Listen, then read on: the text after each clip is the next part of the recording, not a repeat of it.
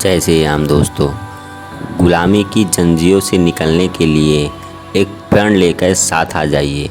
भले ही हम एक गुलाम हिंदुस्तान में पैदा हुए हैं लेकिन जिएंगे और मरेंगे एक आज़ाद हिंदुस्तान में। दोस्तों, ये शब्द किसी और के नहीं, हमारे महानायक सुभाष चंद्र बोस जी के हैं। दोस्तों, ये हमारे देश के अनमोल रत्न थे। दोस्तों, नेताजी का एहसान है हम पर, आप पर, हमारे सारे देश पर। ये हमारे देश के सबसे अनमोल रत्न में से एक हैं। दोस्तों, मैं इनकी एक कहानी सुनाना चाहता हूँ। आप जानकर खुश होंगे कि जिससे दुनिया डरती थी हिटलर, उसने भी सुभाष चंद्र बोस जी से एक समय माफ़ी मांगी थी। नेताजी का जन्म 23 जनवरी 1897 को उड़ीसा के कटक में हुआ था। दोस्तों, 1941 में वर्ल्ड वॉर छिड़ चुकी थी। जर्मनी ब्रिटेन के खिलाफ खड़ी थी और नेताजी भी ब्रिटेन से लड़ रहे थे। उसी समय नेताजी ने दुश्मन का दुश्मन बने दोस्त वाला दिमाग लगाया और हिटलर से मिलने का प्लान बनाया। 1942 में वो हिटलर से मिलने के लिए जर्मनी जाने का प्लान बनाए, पर उस समय वो जेल में थे। ये बात किसी को नहीं पता कि वो जेल से कैसे बाहर आए और कैसे जर्मनी तक पहुँचे। दोस्तों, हिटलर से मिलने को लेकर कई कहानियाँ मशहूर है।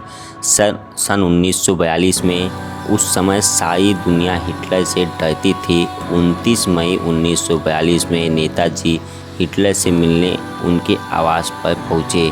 इस दौरान एक बहुत मनोरंजक घटना घटी। हिटलर ने उनके जैसे कई हमशक्ल रख रखे थे जिनको पहचानना बहुत मुश्किल था।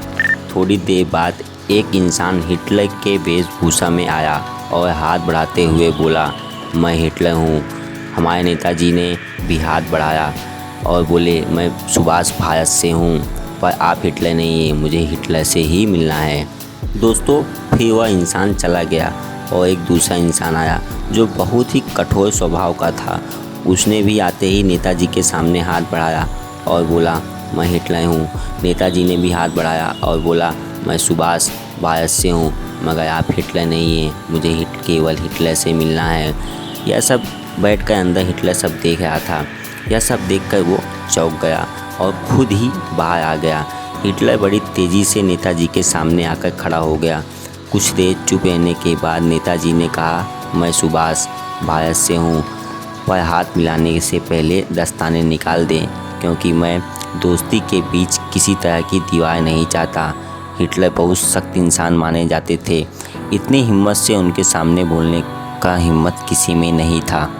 दोस्तों, नेताजी की हिम्मत भरी बात सुनकर हिटलर ने दस्ताने निकाल दिए और हाथ मिलाया। फिर हिटलर ने बोस से पूछा, आपने हिटलर को कैसे पहचाना? इस पर बोस ने कहा कि वो दोनों आते ही मेरे सामने हाथ बढ़ा देते थे, जबकि मदद लेने मैं आया हूँ, मुझे पहले हाथ बढ़ाना चाहिए था। यह सब सुनकर हिटलर परेशान हो गया और नेताजी से माफ़ी मांगी।